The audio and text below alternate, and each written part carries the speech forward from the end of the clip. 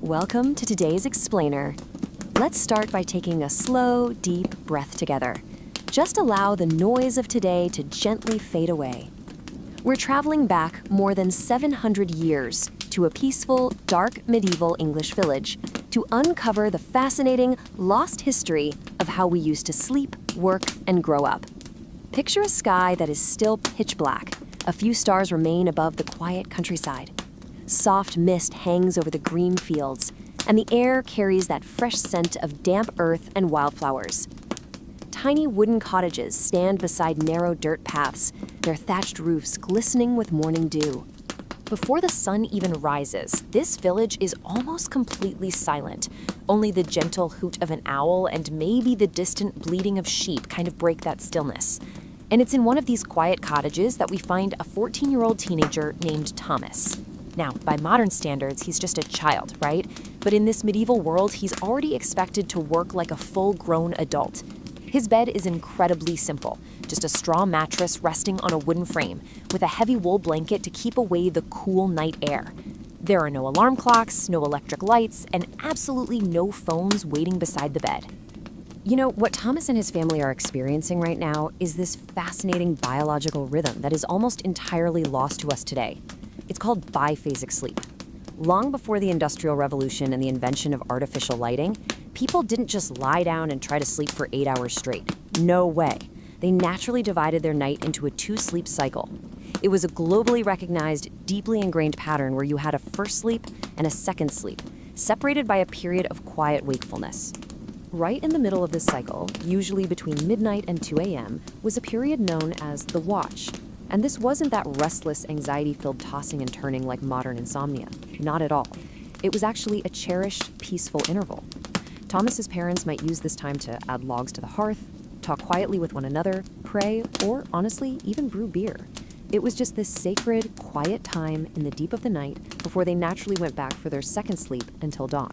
So, as that second sleep wraps up, the village rooster announces the beginning of another day. Thomas slowly opens his eyes as the very first rays of sunlight shine through his tiny window.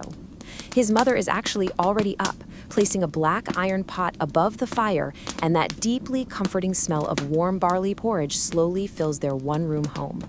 Fresh bread baked yesterday sits on the wooden table. The quiet village is officially coming alive.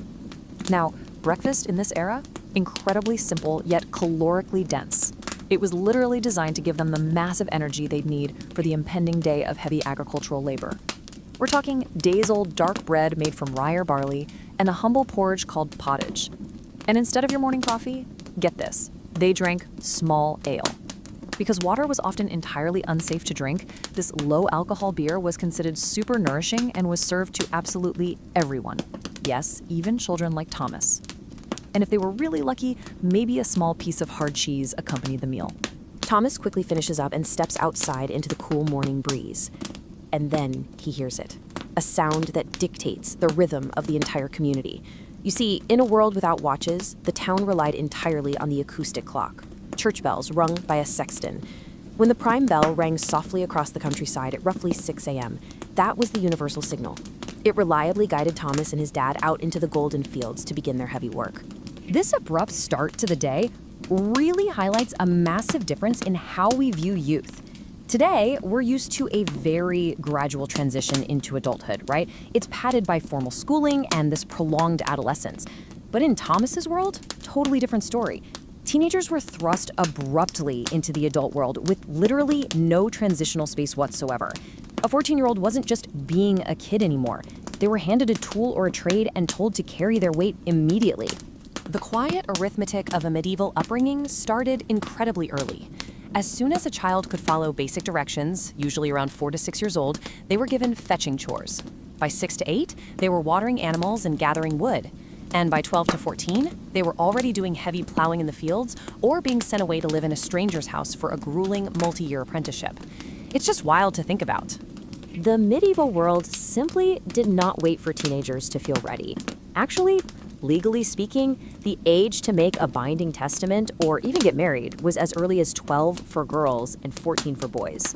They were held legally accountable, entirely liable for taxes, and fully expected to contribute to the family's economic survival. The whole modern concept of finding yourself just didn't exist when survival was the literal daily goal. Section 1. Rebellion in the ranks. Pointed shoes and fistfights. So how on earth did young people cope with all this sudden, massive pressure? Well, historical sources actually describe them as lean, swift-footed, bold, irritable, and active. Meaning, medieval youth were just as moody and rebellious as teenagers are today. They didn't just quietly accept their heavy burdens, they found ways to push back. Picture this, a 16-year-old spending 3 months of hard-earned wages on a pair of shoes. But not normal shoes. These had points so ridiculously long they extended a full hand's width past the foot. Young apprentices would actually tie the toes of these shoes up to their shins with a cord just to be able to walk. It was this highly visible, public act of fashion rebellion against the rigid rules of their masters. It was such a big deal that town councils actually passed sumptuary laws to restrict shoe length based on social class. They literally feared this teenage fashion was a crack in the social order. But the rebellion definitely didn't stop at footwear. Teenagers brawled outside taverns over petty insults to defend their reputations. They stole church bells just for the sheer thrill of a prank. And sometimes they simply walked away from harsh masters, choosing the unpredictable road over a grueling apprenticeship. Taking a quick, peaceful detour into the afternoon here, as our rebellious teens worked, they listened for the bells. Originally, the sect bell rang at midday, and the nun bell, the 9th hour, rang at 3 p.m. But what's genuinely funny is how the English word noon actually came to be.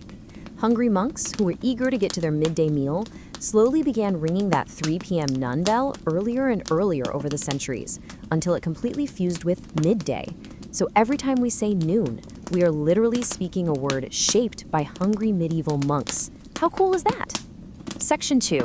The bells of evening. Returning to quiet. As the golden afternoons softly faded, the heavy labor of the fields and workshops came to a close.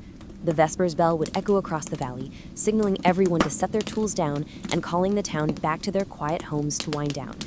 Then, at 8 p.m., a very specific, deliberate bell began to toll. The curfew bell.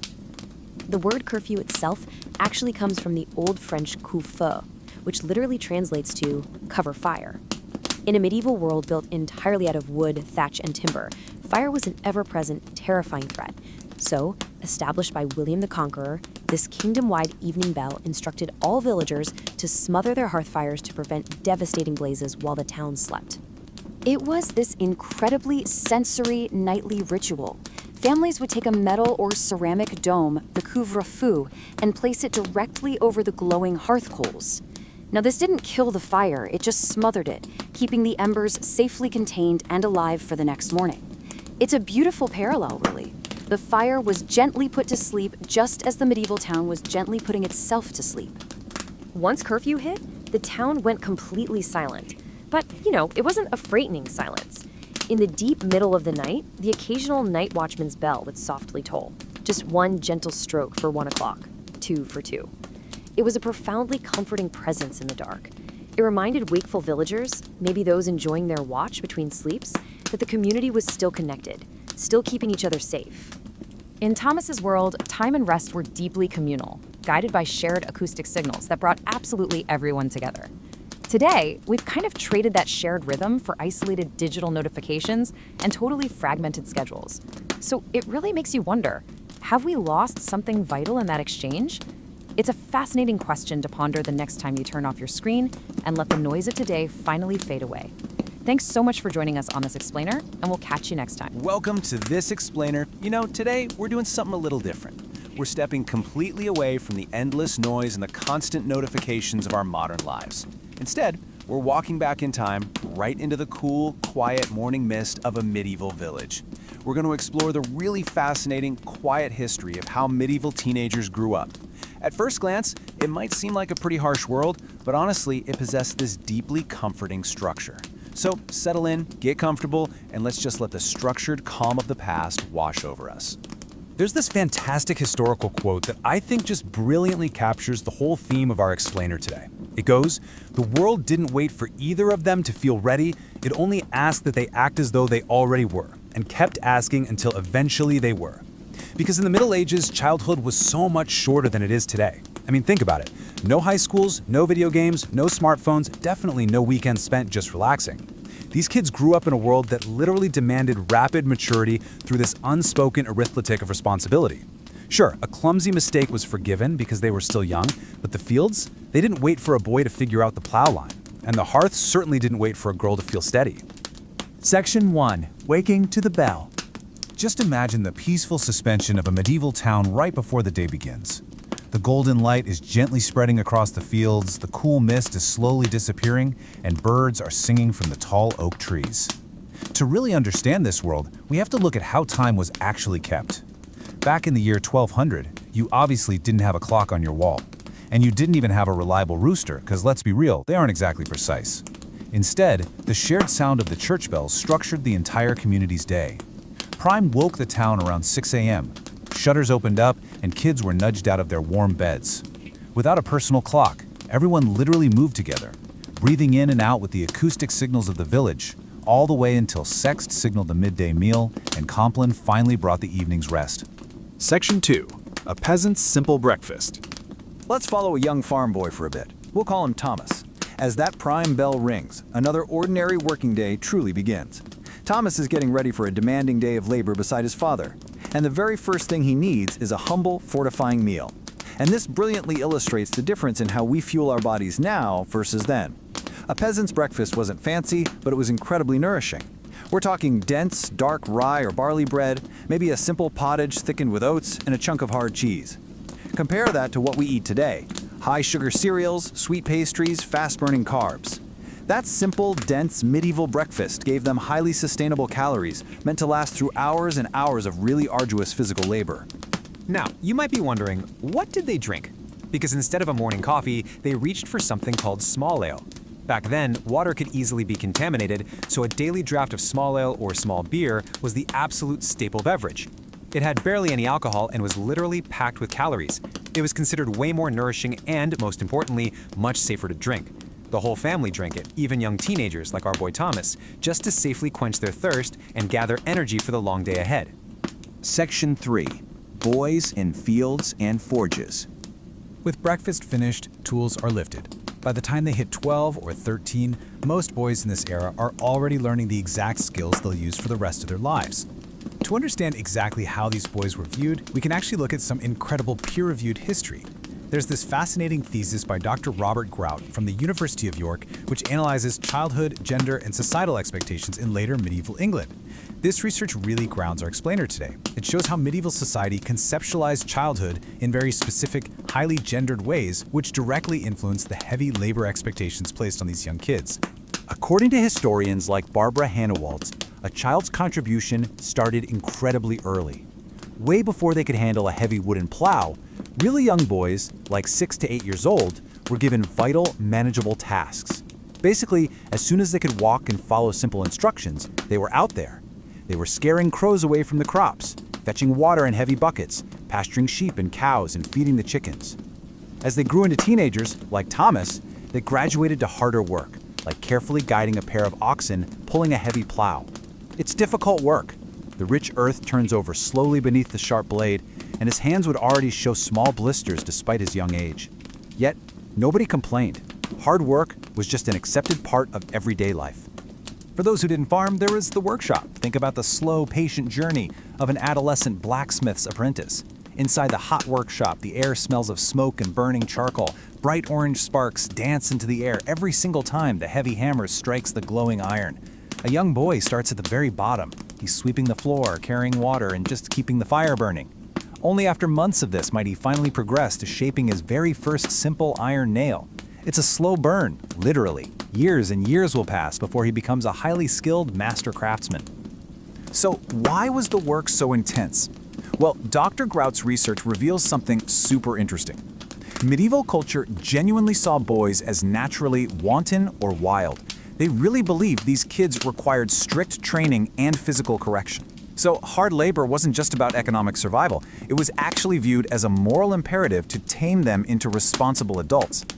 This deeply held, unquestioned belief justified the immense weight of the expectations placed right onto their young shoulders. Section 4. Girls at the hearth. But what about the other half of the village? Let's shift our focus over to the teenage girls, both in the village and up in the wealthy castles. Their days were just as demanding, but they were shaped by vastly different societal views. While boys were seen as wild and in need of taming, medieval discourse symbolically associated young maidens with the peaceful, unspoiled beauty of the natural world. They were aligned with tranquil gardens, wild flowers, and birdsong. Because of this, the cultural belief was that they required protection rather than harsh physical correction to maintain that perceived purity. So what did their actual days look like? Across the village, teenage girls were incredibly busy learning directly from their mothers. They baked bread, spun wool into thread, sewed warm clothing, collected fresh eggs, milked cows, and cared for their younger siblings. Every single task helped the family survive. And for noble girls living inside the castles, life was different but equally demanding. They helped noble ladies dress each morning, learned intricate embroidery, prepared elegant clothing, and had to study the incredibly strict proper behaviors and obedience expected within those stone walls. These daily experiences totally shaped the rest of their lives. Section 5. The Quiet Arithmetic of Youth. As the afternoon slowly approaches, the sun reaches its peak and starts its slow, inevitable descent. We start to really see the results of this quiet arithmetic. A crucial turning point in their legal and social framework was age 12. This was a massive milestone. A peasant boy of 12 might join a Frank Pledge, which was basically a collective community law enforcement group. Or, if he served inside a large castle, he might become a page, learning horse riding, good manners, and how to care for a knight's armor, hoping to one day become a squire or even a knight himself. For girls, 12 was the age they might legally marry, make a will, and step fully into the adult responsibilities of running a household. By 12, the intense socialization of their childhood was already locking them into their lifelong roles. But you know, even within all this hard work, there were moments of profound peace. The bell for sex rings out. This was originally the 6th hour of the day, but over the centuries, monks actually migrated their meal schedule earlier. The 9th hour, none, shifted earlier and earlier until it fused with the midday meal, which is exactly where we get our modern English word, noon. During this break, Thomas sits beneath the shade of an old oak tree. He drinks cool water from a wooden cup while his father shares a small loaf of bread and a piece of cheese. As they eat, neither of them speaks very much. The gentle sound of the birds, the soft summer breeze, and the rustling wheat provide all the conversation they need. It's just a beautiful moment of quiet, earned satisfaction. And soon, the break is over, tools are lifted again, and the slow rhythm of work continues. But finally, the evening comes. The Compline bell rings across the fields. This bell was a collective, unquestioned permission for the entire village to just cease their labor. Tools are set down, the hot, smoky forge goes dark, the great silence of the evening officially begins. There's no guilt about not working late into the night. The day is simply, definitively over. Which brings us to a question I really want you to reflect on as we wrap up this explainer. In our modern world of endless notifications, where work constantly bleeds into our evenings and our schedules are just completely blurred, what can we actually learn from the deep, comforting structure of a medieval day? A day guided only by the rising sun, the setting sun, and a shared communal bell. There is a deep psychological comfort in those predictable boundaries, something we often really lack today. And with that, our journey through the medieval village comes to a close. The day is done. Come home. Be still. But as you rest tonight, ask yourself this. What small, quiet rituals from this forgotten history could you borrow to find a little more peace in your own tomorrow? I really hope you've enjoyed this explainer. Wishing you a wonderfully peaceful rest. Okay, let's dive right into this explainer. Today, we're cutting through the dark, gloomy myths of the Middle Ages to uncover the quiet, daily realities of growing up centuries ago. We're going to slowly drift back in time and see exactly how childhood and adolescence unfolded in a world dictated purely by sunlight and seasons. So if you're ready to step into the peaceful afternoon sun of a medieval village, let's begin that timeless journey. I want you to imagine a world entirely without mechanical clocks or smartphones. Close your eyes and listen for the first bell. Before dawn, the entire atmosphere of the town was guided only by the reassuring sound of those church bells. You see, losing a day of daylight work was genuinely dangerous to survival. So the whole community relied completely on this acoustic schedule to know exactly when to start their day. And the person in charge of ringing that schedule into existence was the sexton. They were literally the operational heartbeat of the community, memorizing and executing the town's entire rhythm. And you know, alongside the sexton, some towns even had a knocker-up. This was a person whose entire job was to walk the dark streets before dawn with a long pole, gently tapping on upstairs windows to wake the sleeping town and set the day's work into motion. Section 1. Chores of the Early Years. Now, what's really interesting here is how historian Barbara Hanawalt maps out a fascinating timeline of a child's responsibilities. Look at how early this all starts. By age 4, children were already carrying objects and helping with kitchen chores. By 7, boys were out in the fields scaring away crows, and girls were picking vegetables. It perfectly illustrates that while children were rarely given dangerous tasks, they were assigned helpful chores incredibly early. This was all about slowly building them up to full fieldwork or apprenticeships by age 14. And even if we move up the social ladder, things were just as demanding. Aristocratic boys and girls took vastly different paths as they approached their teenage years, but both were rigorous. Boys were actually expected to finish their intense military training between the ages of 15 and 17. Meanwhile, noble girls were being taught to conduct complex budgets, understand local land laws, and manage entire massive households. It just emphasizes how incredibly early they were expected to assume heavy adult responsibilities. Section 2, the age of apprenticeship. For many medieval teenagers, around 13 or 14 is the exact age when childhood slowly disappears. As this quote beautifully puts it, the world did not wait for either of them to feel ready. It only asked that they act as though they already were. A clumsy mistake might be forgiven because they were still young, but they simply had to step up. The fields and the workshops simply wouldn't wait. Their goal was simple: to become an apprentice. And that wasn't just a job, it was the beginning of an entirely new life. This transition meant moving out and committing to a master craftsman, often for 7 to 9 long years, sometimes even longer. There were no classrooms, no exams, no graduation ceremonies. As foreign visitors to England around the year 1500 noted, youths were bound to a master for a massive chunk of their formative years. It was a transformative period of intense patience, deep observation, and very gradual learning.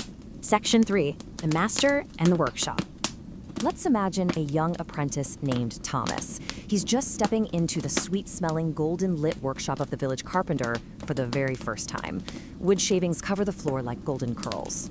To anchor his story in the real history, Robert Grout's academic research highlights how medieval culture viewed youths, exactly like Thomas, as green saplings.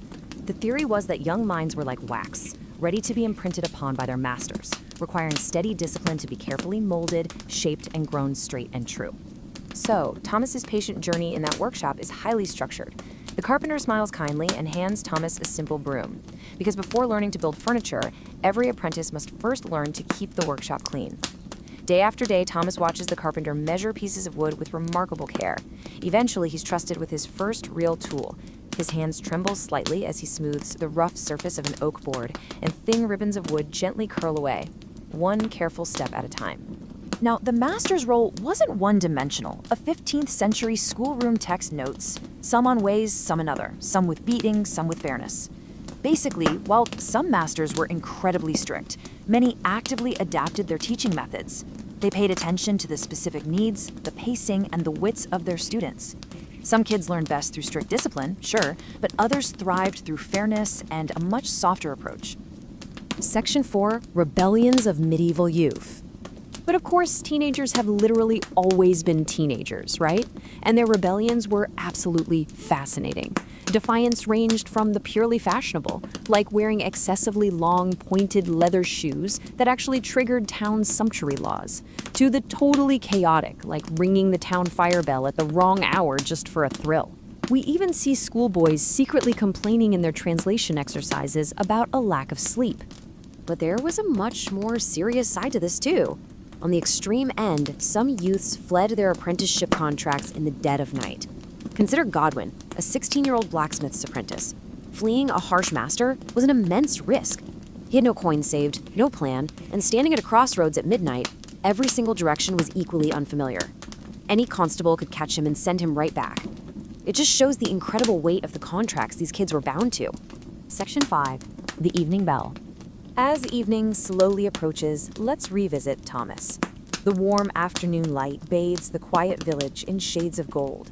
He pauses beside the village well, and looking down at his hands, he notices tiny scratches and fresh splinters, small signs of honest work.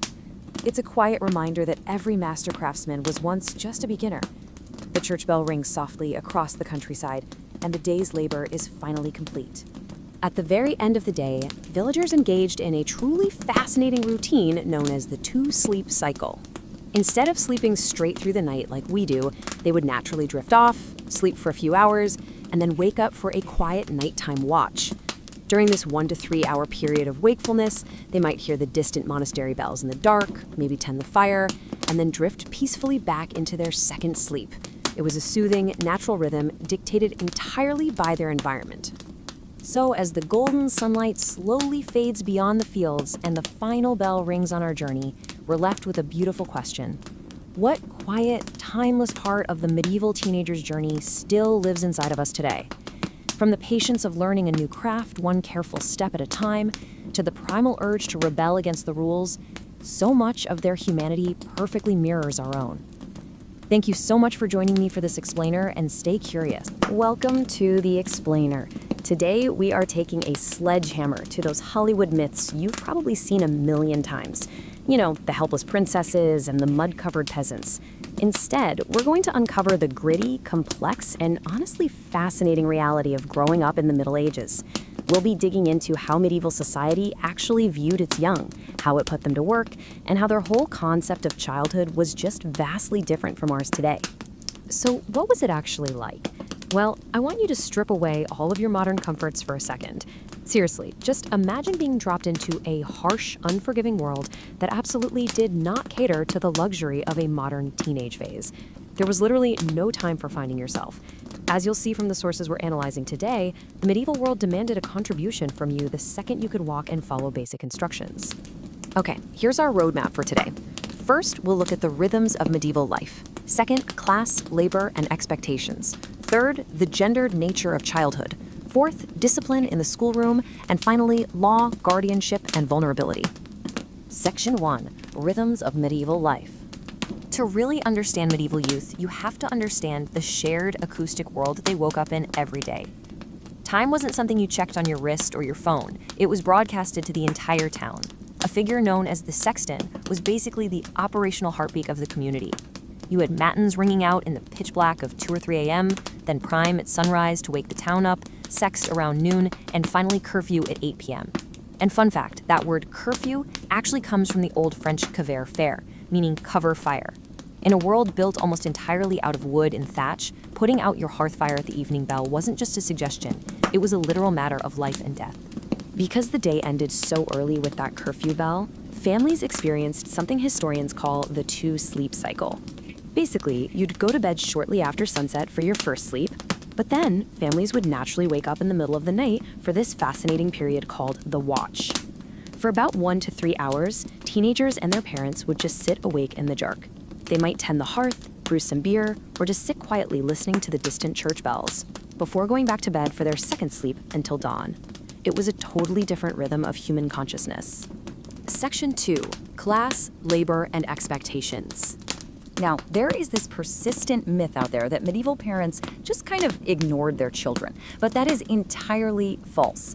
Based on the incredible research of historian Barbara Hannawalt, as soon as a child could follow a simple instruction, usually around 6 to 8 years old, they were put right to work. A young kid might be handed a small bucket to go fetch water from the well, or sent out into the fields to scare crows away from the vital crops. Now sure, they weren't doing heavy plowing quite yet, but every single berry they picked and every chicken they fed contributed directly to that family's survival. As these kids hit adolescence, their paths split drastically based on class. Peasant teens graduated to grueling agricultural fieldwork. But for the elite youth, well, they were sent away for a different, yet highly intense, kind of education. Picture this for a second. The afternoon sun is drifting across the medieval countryside. Far beyond the village, a magnificent stone castle rises up. For a 15-year-old page named William, living inside those walls is exciting, but incredibly demanding. Every morning before sunrise, William is awake. He's polishing heavy suits of armor, sharpening practice swords, and preparing horses for the older knights. It's calm, repeated work. Nearby, young noble girls are in the great hall, receiving a very different education, learning graceful manners, embroidery, and how to eventually manage a massive household. Later, the castle kitchens become wildly busy, with teenage helpers carefully slicing vegetables and kneading dough beneath the watchful eyes of experienced cooks. Every task, whether in the training yard or the kitchen, teaches responsibility. Order and routine guided every single hour. For a medieval teen like William, looking out over the fields at sunset, he's learning that greatness isn't achieved in a day. It's built, one quiet lesson and one careful task at a time. Section 3. The gendered nature of childhood. This brings us to the really fascinating and totally diametrically opposed ways that medieval society viewed the development of boys versus girls. According to extensive research into medieval literature and court records, society essentially believed that boys were born bad, right? They were viewed as wild, almost animalistic creatures who desperately needed to be physically corrected and broken in, kind of like taming a wild horse. Girls, on the flip side, were viewed as starting out pure and innocent. But the catch was society believed girls were in constant danger of moral decline, meaning they required extreme protection and strict control. The dark reality of these philosophies is thoroughly documented in Robert Kraut's thesis from the University of York. His research highlights how these distinct gender paradigms basically maintained a child's absolute subordination to adults. Because boys were seen as wild, they were routinely subjected to institutional physical abuse just to correct them. And because girls were seen as pure objects, they faced severe social coercion, isolation, and tragically horrific exploitation. Both of these paradigms were incredibly damaging in their own unique ways. Section 4. Discipline in the schoolroom. To actually see this discipline in action, we have this absolutely incredible primary source that brings the harsh reality of the medieval grammar school right to life. This is a complaint from an actual 15th century schoolboy, which he recorded in his translation exercises. He laments that when he was little, he used to get breakfast in bed. But now, he says, now at 5 of the clock by the moonlight, I must go to my book. And he complains that if the master has to wake them up, he doesn't bring a candle to light the room. He brings a rod to beat them. It's kind of hilarious, but also a really sobering reminder of how much these kids absolutely dreaded the dark, freezing mornings and their master's strict discipline. And this harshness wasn't just isolated to schools, it was fundamentally built into the culture of raising teens. Around the year 1500, an Italian visitor to London was just absolutely appalled by what he saw. He wrote, "The want of affection in the English is strongly manifested towards their children. Why? Well, he was shocked because English parents routinely sent their kids away at ages 7 to 9 to perform hard service in the households of total strangers. They were done so with the busting of ranch, which was a long-running dairy plan that inspired Out of Control and Heavyweight Champion 6, which changed puppetry to Matty Gage's movies." In this text, which is known as the Italian relation, the visitor assumed this practice was just pure callousness, like English parents just wanted to enjoy their peace and quiet without kids underfoot. But modern scholars look at this and realize it was actually a deliberate system called life cycle service. It was a highly practical way to socialize teenagers. By placing them as apprentices or servants in other homes, they learned trades, manners, and adult responsibilities without any of the emotional coddling they might get from their own parents. It was essentially medieval tough love. Section 5. Law, guardianship, and vulnerability. Make no mistake, families and legal institutions treated children as vital economic units, and the whole concept of coming of age was incredibly fractured. For instance, if you were a peasant boy, you entered the tithing and took on real legal responsibilities at age 12. For girls, the legal age of marriage could be shockingly young, usually 12 to 14. And yet, if you were an aristocratic boy, you wouldn't actually inherit your estate until you were 21. Common law texts, like the famous 13th century treatise by Brockton, even went so far as to separate the guardianship of a child's physical body from the highly profitable guardianship of their feudal property.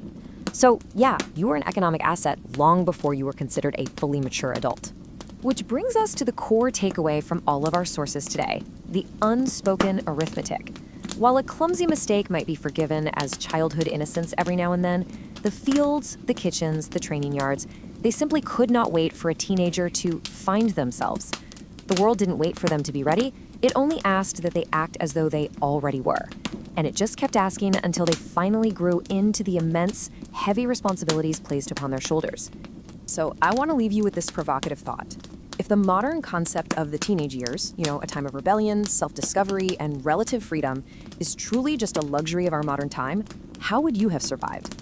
How would you have handled the unspoken arithmetic of the medieval world where a curfew bell completely dictated your sleep and your labor was required from the very moment you were big enough to carry a bucket? It really makes you appreciate the sheer incredible resilience of medieval youth. Thanks so much for joining me on this explainer, and keep questioning the history you think you know. Welcome to this Quiet History Explainer. Today we're diving into something that's really grounding, incredibly fascinating, and perfect for winding down. We're going to explore the everyday realities of a medieval teenager's evening meal and their daily routine. You know, we often picture medieval life in extremes. It's either completely brutal or heavily romanticized. But right now, we're just going to look at the quiet, everyday rhythms that actually sustained these young people centuries ago. We'll get into exactly what they ate, how their evenings unfolded, and honestly, the surprising similarities they share with us today. So get comfortable, take a deep breath, and let's just step back in time together. I want you to picture this scene with me. The afternoon sun slowly begins its journey toward the western hills.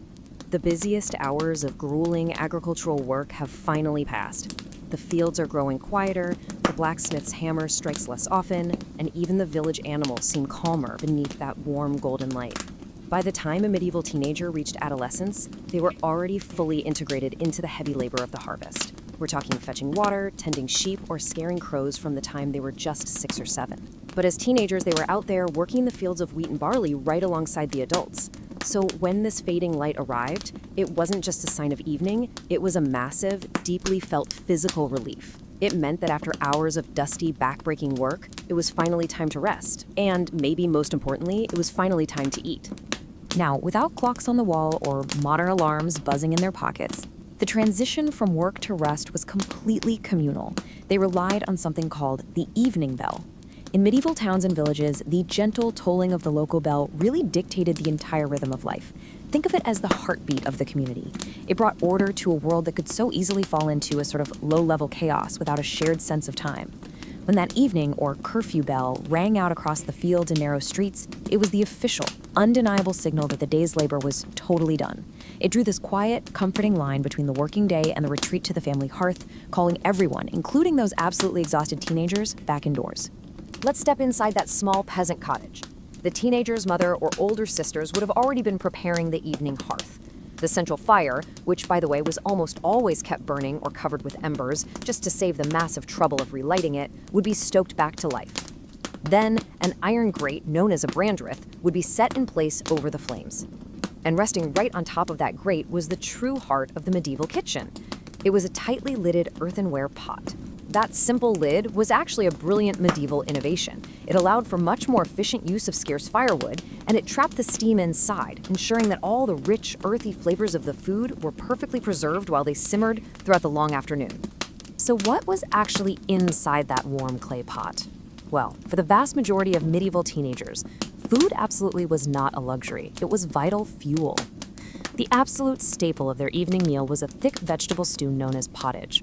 It was an incredibly humble dish, utilizing whatever the family could grow or forage. The base was usually oats and barley thickened slowly over the heat.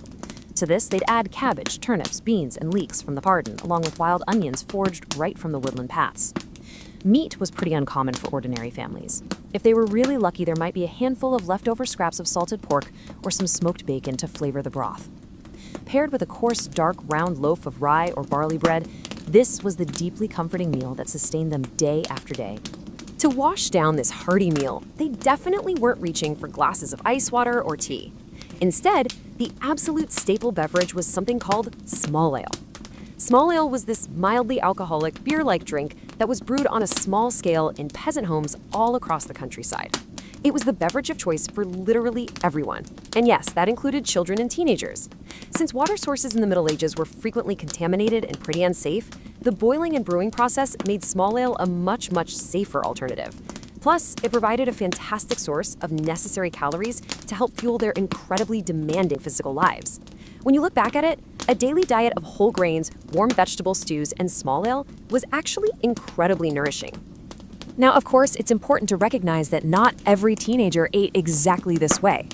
If we briefly step out of the village and into the thick stone walls of a local lord's castle, the teenage pages and servants were experiencing a totally different culinary world.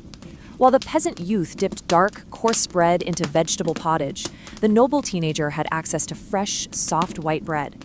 Their tables featured roasted chicken, fresh fish pulled right from nearby rivers, sweet honey, and much richer cheeses.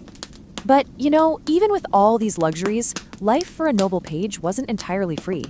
They still had to practice strict patience. They often had to wait to eat their own meals until after noble family and all the lords had completely finished dining. What's truly fascinating about medieval society is how they viewed the very act of feeding young people. They used this Middle English word, nurture, but in their culture, nurture held a really powerful double meaning. It didn't just mean providing the physical calories and sustenance a growing body needed. It equally meant the strict teaching of proper manners and household etiquette. Because teenagers relied completely on adults for their food, the dinner table actually became the primary site where social order was enforced. Feeding a teenager was inherently tied to civilizing them, making absolutely sure they understood their subordinate place in the family and, by extension, the broader society. And they literally had conduct manuals dedicated to this. There's a great quote from a popular text called The Little Children's Little Book. It gently but strictly warns young people, "Eat thy meat by small morsels, fill not thy mouth as do scoundrels." You see, medieval medical and philosophical texts actually believed that youth were governed by a natural heat. They thought this was a physiological state that drove teenagers to have voracious, almost insatiable appetites. Because of this intense inner heat, adults believed teenagers were prone to excessive consumption, which they saw as a gateway to immorality or wickedness. So eating calmly, taking small bites, and suppressing that ravenous hunger, that was a crucial daily test of a teenager's moral character. Things shifted pretty dramatically when a teenager was sent away from the family hearth. For grammar school boys living away from home, the environment was governed by incredibly strict masters. One surviving student's account actually complains that he had to wake up in the moonlight to study, and he was greeted not with a warm candle, but with the master's birch rod. He laments that the comforting breakfasts that were sometimes brought to him at home had been driven away and never shall come again. For these boys, meals were no longer a comforting family ritual. They became strictly controlled privileges in an environment completely dominated by admonishment. It's a stark but very real historical reality of early education. That, hey, youth remains youth, right? And their highly relatable frustrations are quietly preserved right there in the historical record. Take a 15th century schoolboy named John Hardgreave. In his Latin translation exercises, of all places, he decided to express his extreme displeasure with the school menu. He wrote, "John Hardgreave loves delicious dishes and not raw onions to cool his hot blood, and especially he dislikes thirst and hunger. May he come more slowly to old age on account of his good diet." I mean, you can almost hear the quiet, simmering frustration of a boy being forced to eat sharp, raw onions. And remember, they were likely given to him specifically to cool his hot blood, according to that medieval medical theory we talked about. He made very sure history remembered his distaste. Away from the watchful eyes of those strict adults, food took on an entirely different role for medieval teenagers. It was highly valuable social currency. In the peer groups of these schools, sharing desirable foods was exactly how you gained status and loyalty. In one text, a student expresses this quiet dismay over a small but very real tragedy. The fresh pears he had been sent from home had gone rotten before he could eat them. But here's the thing, his real heartbreak wasn't just missing out on the sweet taste. He laments that, had he known they would spoil, he would have shared them to get many friends. It just goes to show that even centuries ago, the simple act of sharing food was a quiet, powerful way to build social bonds. Whether a teenager was complaining about onions in a schoolhouse or finishing their pottage at the family table, the evening eventually drew to a close. So let's return to our peasant cottage. The final pieces of coarse bread are carefully wrapped in cloth, because remember, nothing is ever wasted. The clay bowls are washed with cool water, and those hand-carved wooden spoons are set neatly beside the hearth.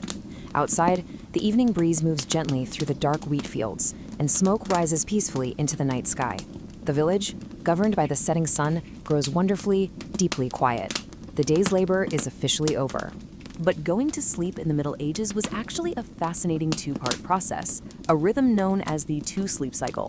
Because they went to bed shortly after dusk, people naturally woke up in the middle of the night. After their first sleep, they'd enter a period of wakefulness for an hour or two known as the watch.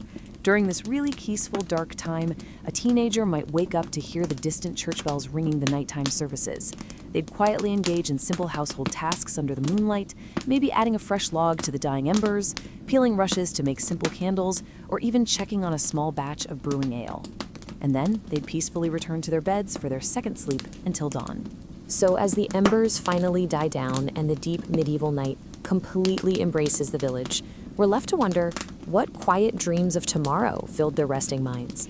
Despite the centuries between us, a teenager's need for rest, their craving for a warm meal, and their incredibly relatable frustrations over chores and raw onions remain so totally familiar. They were as reasonable, impulsive, and tender as youth are today. They were just navigating a very different world.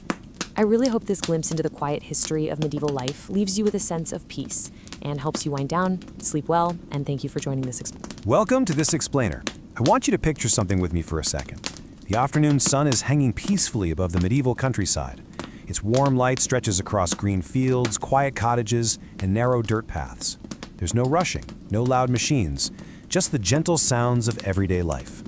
But here's the thing, forget the modern concept of hanging out after school. As we're going to see from the historical evidence, for a medieval teenager, that peaceful afternoon sun meant one thing: profound, life-sustaining responsibility. There was a simple, unspoken rule back then. Every family member has a role. Every pair of hands matters. Survival in the Middle Ages wasn't guaranteed by a quick run to the supermarket, right? It was forged by the collective, daily, physical exertion of the entire household. And the youth, they definitely weren't exempt from this. In fact, they were the very engine keeping the whole village running. The morning's heavy plowing might have passed, but for the teenagers living here, the vital work is far from over. Let's imagine a boy. We'll call him Thomas. He wipes the sweat from his forehead. He's already spent hours helping his father out in the fields. And now, a completely new list of responsibilities awaits him and his siblings before that sun finally disappears behind the hills. Which brings us to a world of chores. The late afternoon was this methodical, almost rhythmic symphony of chores. Thomas's younger sister walks toward the village well, carrying empty wooden buckets. Now, it's a short journey, but those buckets become punishingly heavy on the walk back once they're full of fresh water.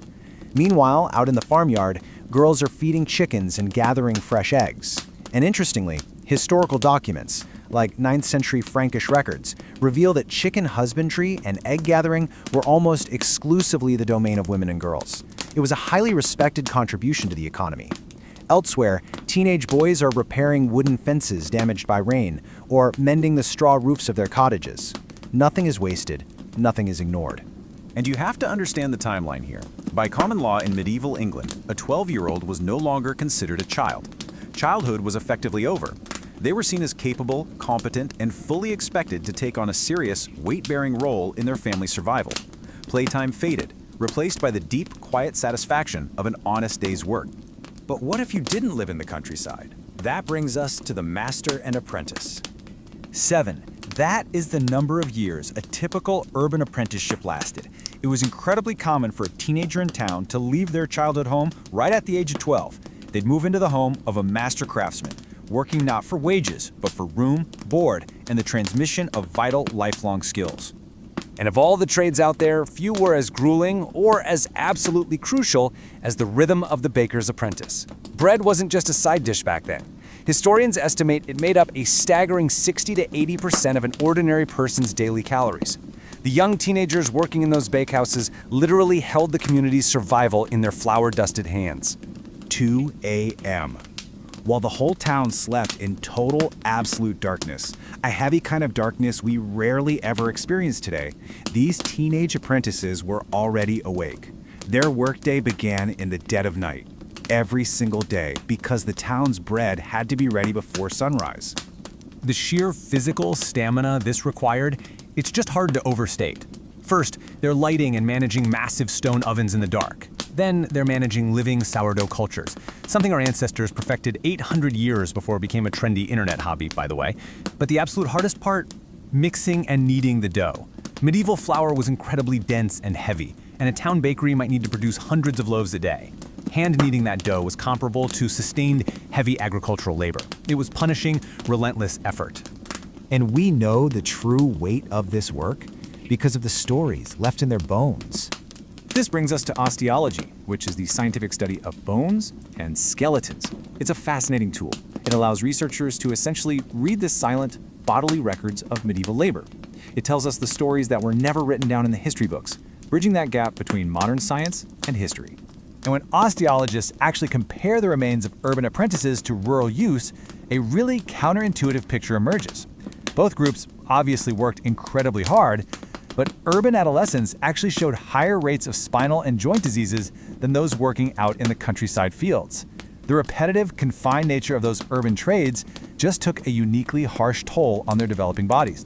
There was a major osteological study from the University of Reading, led by Mary Lewis, that looked at nearly 5,000 adolescent skeletons from medieval England. And the research specifically reveals the literal physical burden that domestic service and trade work placed on these young individuals. The markers on their bones tell an incredible story of resilience. We see Osgood Schlatter's disease at the knees, which is often caused by constant kneeling or sudden jumping. We see Schmorl's nodes in the spine. That's a direct result of young backs carrying impossibly heavy loads, like giant sacks of flour or those heavy buckets of well water. And we see chronic wrist injuries, highly characteristic of young bakers kneading dense dough hour after hour. These aren't just medical anomalies. They're hard, physical proof of the relentless effort it took to keep medieval society functioning. They literally bore the weight of their world on their developing spines. But eventually, the evening bell rings. Now, it's always important to remember that medieval society was rigidly divided. While the nobility lived a life of falconry and estate management totally removed from this daily physical toll, the vast majority of the population, our young apprentices and our rural teenagers, knew a reality defined by the dirt on their hands and the tired ache in their muscles. But as that evening bell rings from the local church, the rural economy shifts gears. The sunlight becomes softer. Long shadows stretch across the fields. The shepherds quietly guide their sheep back to safe enclosures. Thin streams of smoke start rising from cottage chimneys, signaling that warm meals are already cooking above glowing fires. The frantic energy of the day transitions into a hard-earned, peaceful calm. Every chore, every lesson, every long day quietly prepares them for adulthood. The rhythm of their lives was undeniably heavy, yes, but it was also filled with a deep, grounding purpose. These medieval teenagers weren't just passing the time. They were actively sustaining their families, their towns, and their entire civilization. So, what will tomorrow bring? Well, before sunrise tomorrow, this exact same rhythm will begin again. The fields will wait, the animals will need feeding, the water must be carried, and those ovens will be lit in the dark. So, the next time you hear someone complain about the modern teenage experience, maybe ask yourself, how would we fare today if our survival still rested entirely on the shoulders of 12-year-olds? It's something to think about as you drift off. Welcome to The Explainer. Today, we're taking a step back in time. I want you to just imagine a warm, golden hour medieval village. The day's back-breaking physical labor is finally softening into evening. The busiest hours of work are officially over. Farmers are resting beside their fields, blacksmiths are letting their fires cool, and the dusty streets are slowly quieting down. In this explainer, we're going to explore what it actually meant to grow up, to find love, and to step into adulthood in this fascinating, deeply rhythm-driven era. To really appreciate the peaceful rest of this golden hour, you kind of have to understand the grueling work of the medieval day. Take the village baker, for instance. They've likely been awake since 2 or 3 in the morning, lighting a massive fire in a stone oven and kneading heavy, unrefined dough by hand, just so the town could literally survive. So when that golden sunlight finally stretches across the fields, it brings a deeply earned, heavy rest for these workers. It's a profound shift in the day. So how does this daily grind shape our understanding of growing up back then? Well, peasant life was entirely dictated by the months and the seasons. Grounding ourselves in this agricultural reality is absolutely crucial, because medieval teenagers didn't exactly spend years finding themselves or pondering endless career options. Instead, they found their paths shaped directly by family duties, the cycles of the harvest, and long-standing village traditions that had existed for generations. It was a life deeply rooted in the earth. What's truly fascinating is how rigidly yet gently the stages of medieval youth were structured. Looking at a typical life timeline, the first year was incredibly dangerous, with high mortality rates, so infants were kept very close for nursing. But by the age of 7, while play was still important, children started taking on light household chores. By age 12, a child was actually considered capable and competent under common law to understand their own actions. And right around age 14, we see the real transition into adolescence, marked by leaving home for apprenticeships or domestic service. And that brings us to a very important number, 7. The sheer commitment required of these teenagers was staggering. If you entered an apprenticeship to learn a vital trade, that term of service often lasted a long, tough 7 years. And this was not an easy transition. Archaeological and historical records show that these young apprentices worked relentlessly. We're talking from 5 in the morning until 8 at night, learning their craft through grueling repetition and strict discipline. Now, here is a detail I absolutely love. We usually picture medieval craftsmen as, well, men, but the historical records reveal a fascinating twist. In some 14th century records, roughly 14% of the documented commercial bakers were actually women. They even had a specific name, Baxters. Teenage girls were learning trades and working incredibly hard right alongside the formal, male-dominated guild systems. It just goes to show that the economic survival of the village relied heavily on young women, too. Let's gently contrast our modern world with theirs for a second. Today, we highly value individual career paths and romantic love as deeply personal choices, right?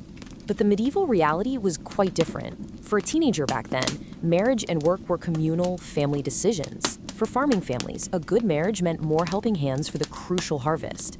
For craftsmen, it meant continuing a family trade. It was all about economic alliances and sheer survival, negotiated calmly by parents while the teenagers quietly listened.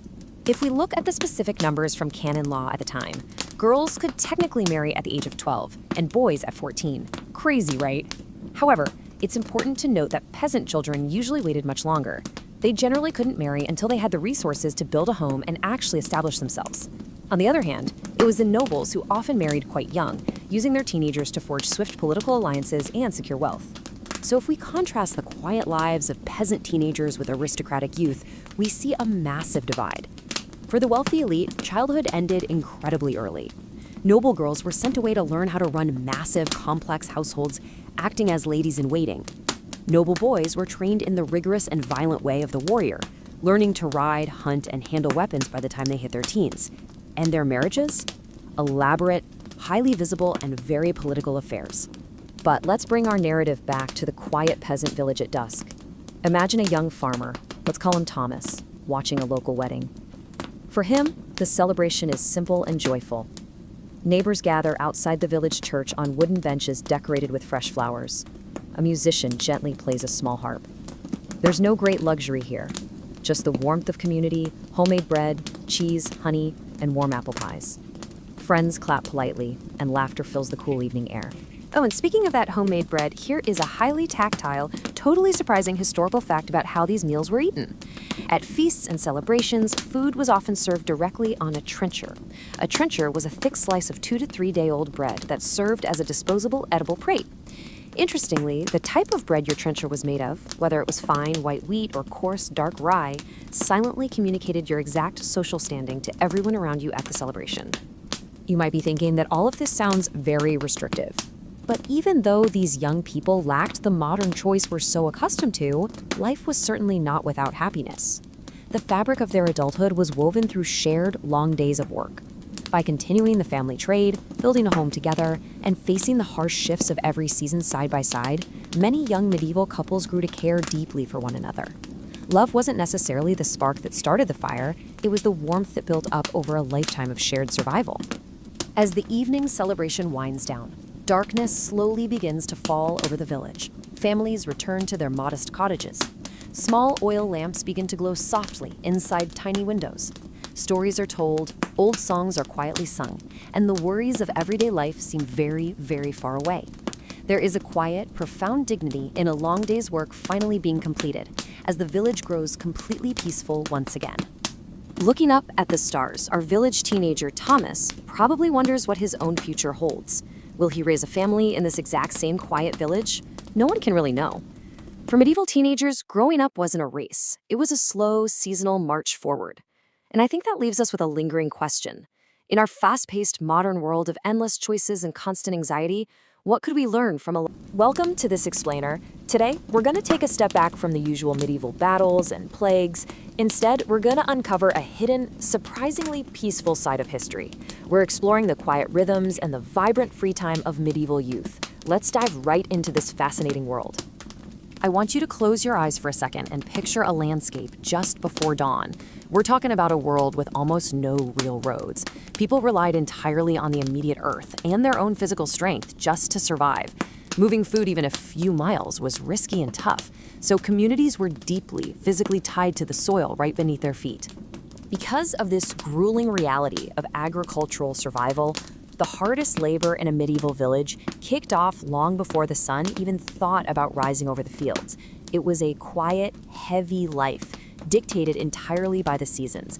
And every single family member, teenagers and children included, had a crucial role to play in keeping the community alive. And when I say early, I mean incredibly early. Try 3 in the morning. A medieval baker would be waking up in the deep, dark hours of the night to start mixing heavy dough and firing up massive stone ovens. It took hours for those ovens to heat up.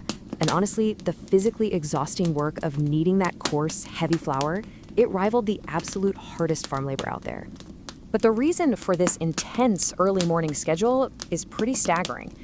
Grain-based foods provided a massive 60 to 80% of a person's daily calories back then.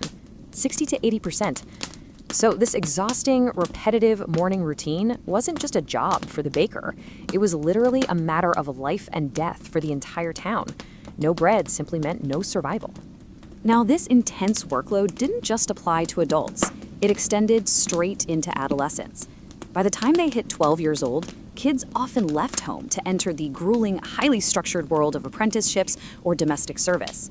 As early as 1261, early contracts like the London Lormers Ordinance formally bound a youth to live and train with a master craftsman. Usually, this was for a 7-year term, pretty much locking in their entire adult life. But here's the thing, it wasn't all just endless, quiet toil. These young, hardworking apprentices were living away from home in these bustling urban centers, and they actually began to form a totally distinct youth culture.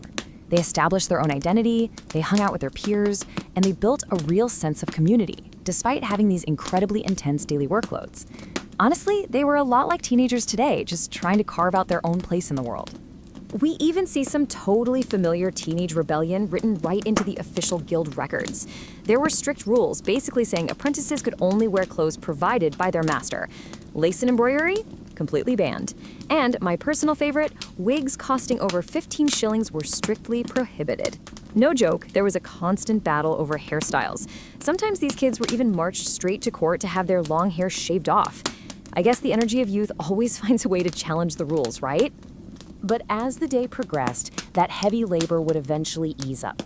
The golden afternoon slowly begins to fade, farmers are returning from the fields, blacksmiths let their fires cool, and the mill wheel turns a bit more slowly.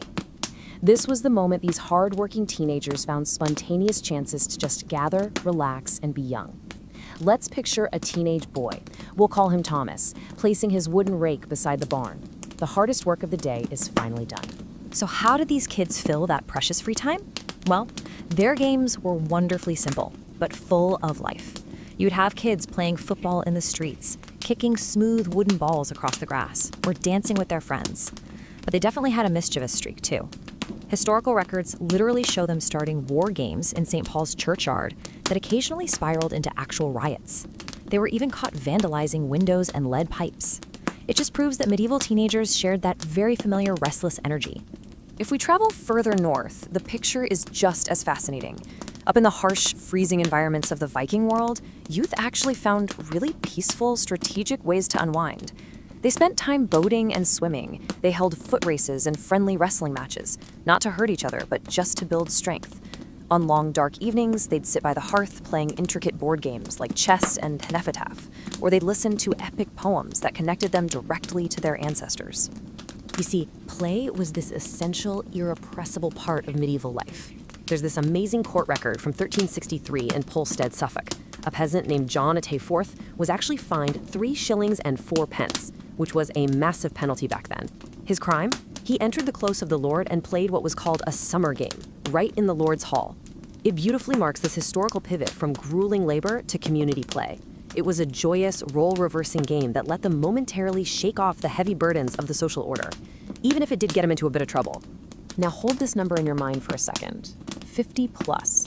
Despite the immense, grueling physical workload of the medieval world, their calendar was punctuated by more than 50 Catholic holidays and feasts. That is over 50 days a year dedicated entirely to celebration, rest, and community gathering rather than labor. As summer arrived, these holidays brought the whole village together, especially for things like the Harvest Festival. Families would decorate the church with fresh greenery.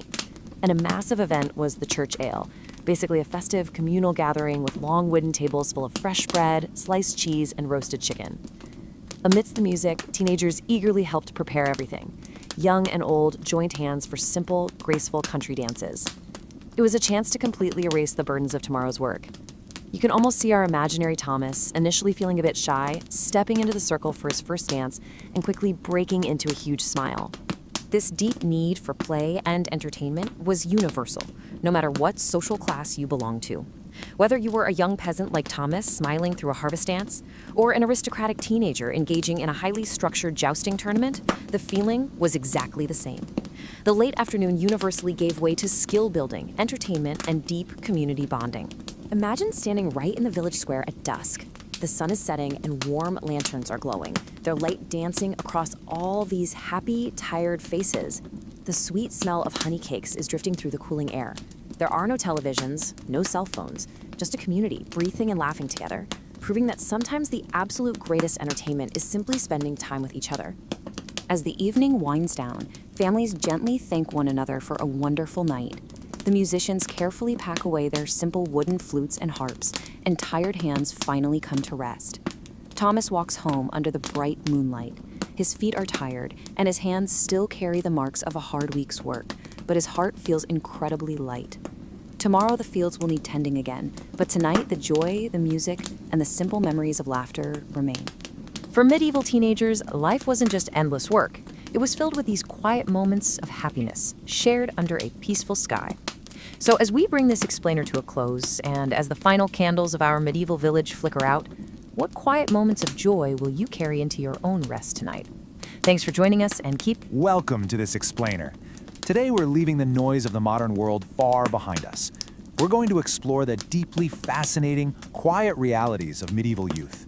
We'll be slowing down, taking a breath, and diving into a rhythm of life that was vastly different from our own. We're going to uncover the surprising everyday routines these teenagers relied on to navigate an incredibly unpredictable world. The sun now hangs low above the peaceful medieval countryside. Golden light stretches across quiet fields and winding dirt roads. The busiest hours of the day are over, and the village is settling into another peaceful evening. But for the teenagers of this era, this beautiful tranquility actually masked a pretty harsh reality. As the quote here perfectly captures, the world simply did not wait for them to feel ready to grow up. Section 1. Twilight and the Bells. You know, in our modern era, we are totally ruled by the clocks on our phones and our wrists. But in the Middle Ages, time was marked by the ringing of the church bell. Just imagine that soft sound echoing across the valley. It was a comforting constant that completely structured the day for everyone. It connected the peasants to their community, to their labor, and to their faith. The sheer versatility of these bells is honestly amazing. They woke the parish up early in the morning and marked the specific times for matins, mass, and evensong. There was even a dedicated Sanctus bell rung during mass, just so people working way out in the fields could pause and bend a knee. They rang out during rogation week to bless the growing crops, and they served as an urgent, loud warning for incoming storms or evening curfews.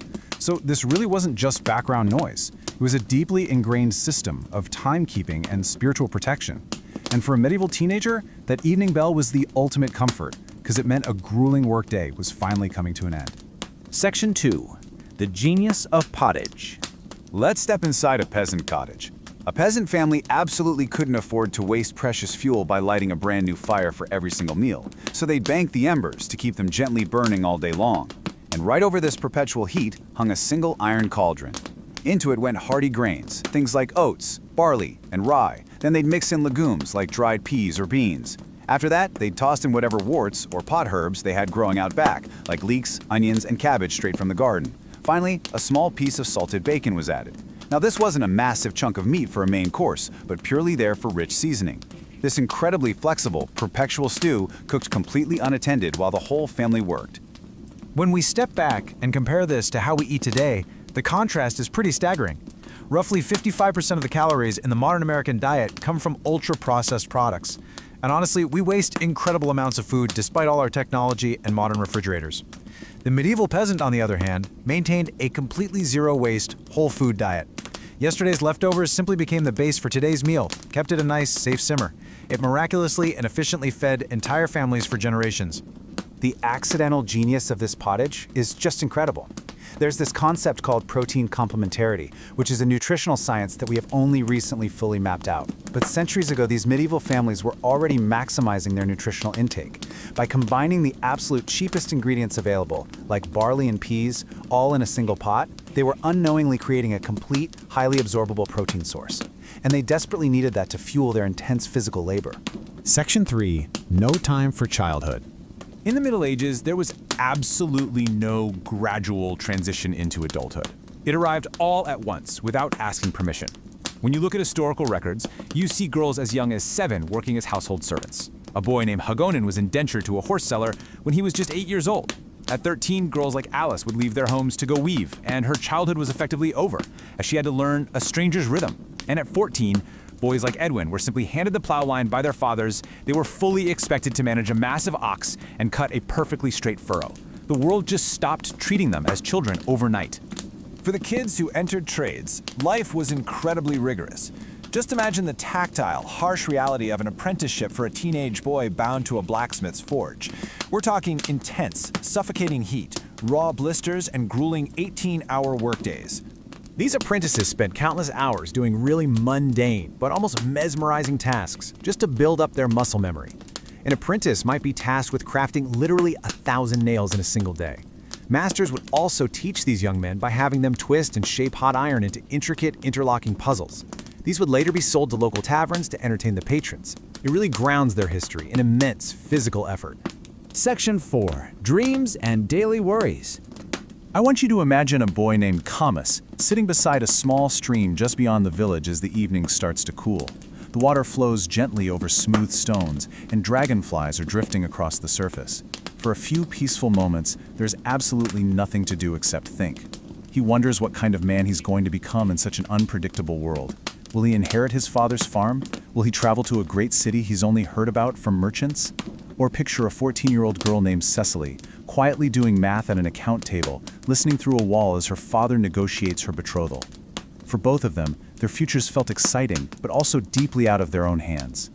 And those quiet anxieties were grounded in a very brutal reality. Medieval life was highly unpredictable.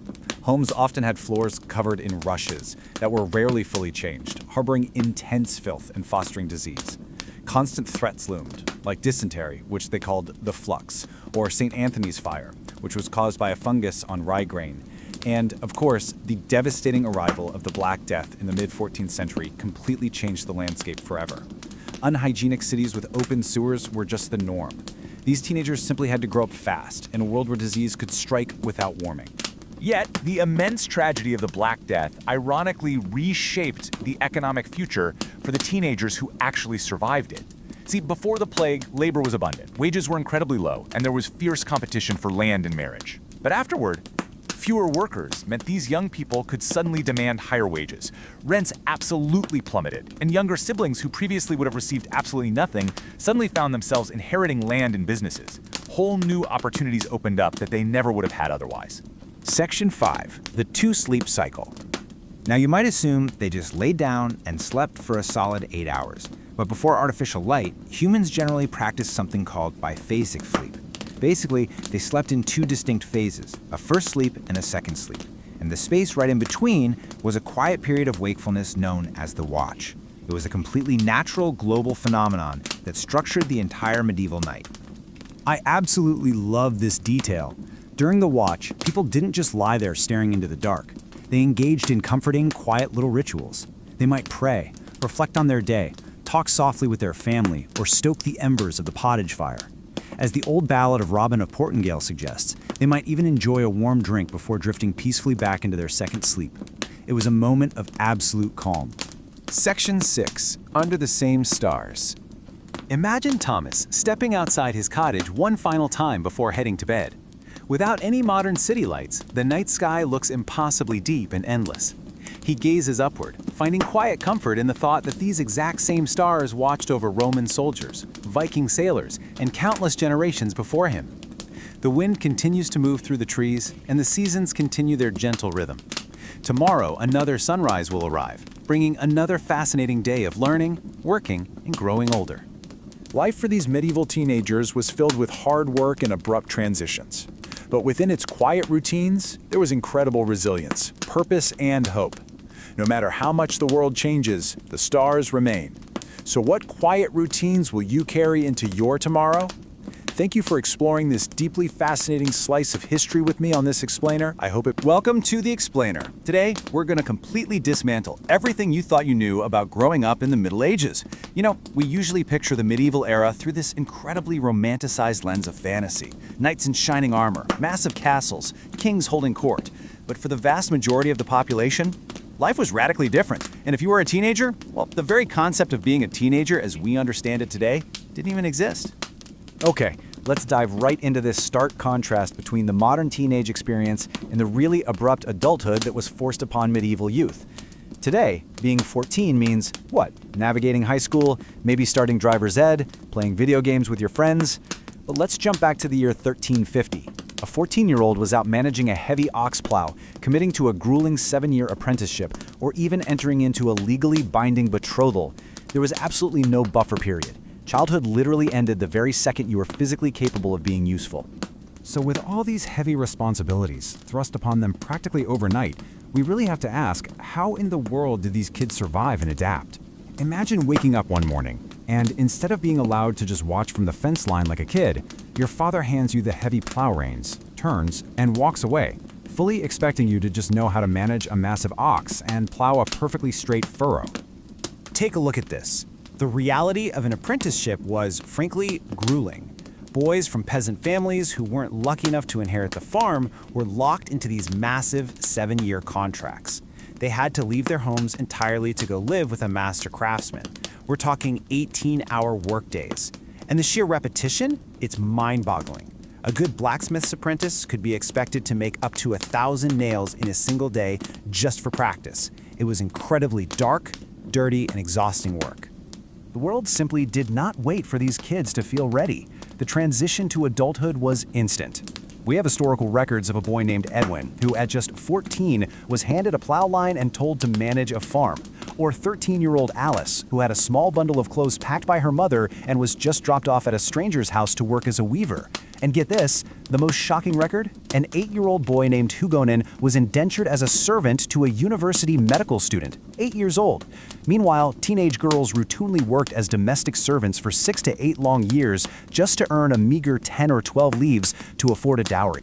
And we actually have the receipts for this physical cost today. Modern archaeology isn't just about digging up old pots and pans, it's looking closely at human remains. Skeletons of medieval youth reveal the undeniable permanent wear and tear of this relentless early labor.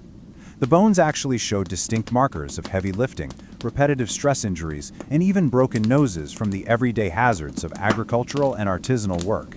Their bodies were quite literally being shaped by their labor before they had even finished growing. But hey, the hard work wasn't the only challenge they faced. Check out this horrifying description from the scholar Erasmus. He was writing about the festering rushes that people used for flooring in medieval homes. Because, knowledge of germ theory and hygiene was basically non-existent, the bottom layer of these floor grasses might be left totally undisturbed for up to 20 years. It was quite literally a breeding ground for fleas, rats, and every kind of bacteria you can possibly imagine. So the absolutely crucial point here is that this was not some quiet, pristine, peaceful village life like you see in fairy tales. It was a loud, filthy, and dangerous environment where just surviving the week was a victory. It was incredibly noisy, church bells constantly ringing out to dictate every part of the schedule, from matins early in the morning all the way to curfew at night. The streets? Basically open sewers. Horrific diseases like leprosy and St. Anthony's fire, which came from eating a fungus on bad rye grain, were totally rampant. And if you got hurt, good luck. You'd go to a barber surgeon who performed amputations with unsterilized tools and absolutely zero anesthetics, relying on stuff like bloodletting or checking your urine to figure out what was wrong. However, history is always full of strange paradoxes. Ironically enough, for the young people who actually managed to survive the horrific Black Death Plague of 1348, which wiped out over a third of the population, the sudden massive labor shortage handed them completely unprecedented economic opportunities. Suddenly, there were way fewer people around to do the work, so wages shot up. All those empty houses meant lower rents, food got cheaper, and younger siblings who traditionally would have gotten absolutely nothing suddenly found themselves inheriting entire farms and businesses. All right, so moving on. You've got to wonder, how on earth did these hard-working peasants actually fuel their bodies with virtually zero resources, zero time, and no money? You might assume they were just constantly starving, but the reality is actually a brilliant masterclass in efficiency.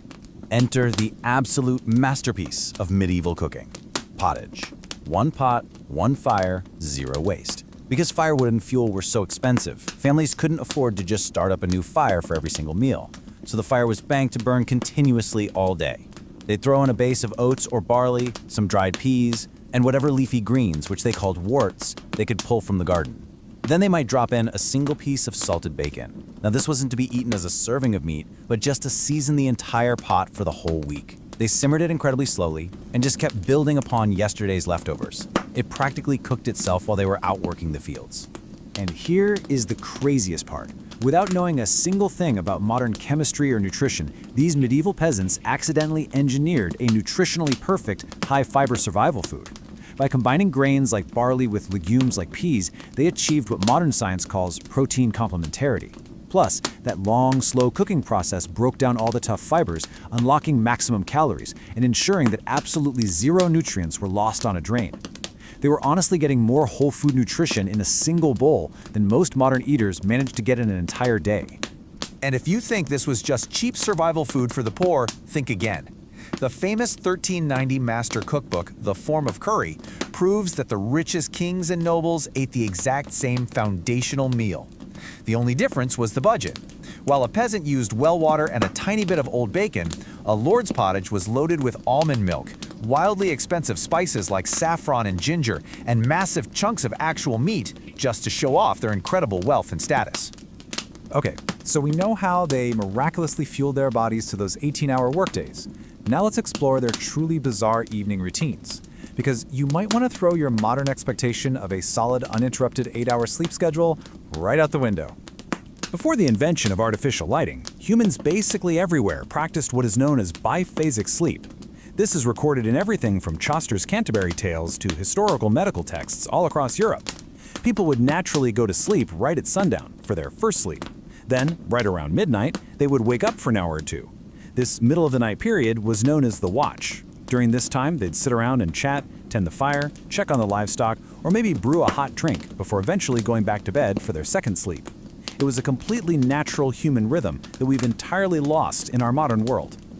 Now you might be thinking that being forced into those grueling apprenticeships at age 13, surviving literal plagues, and living in squalor would completely crush their youthful spirit, right? Well, human nature is incredibly resilient, and the historical records actually show us quite the opposite. From ridiculous fashion trends to dangerous pranks, these kids exhibited the exact same reckless, rebellious energy as teenagers do today. Just look at these real historical accounts we have.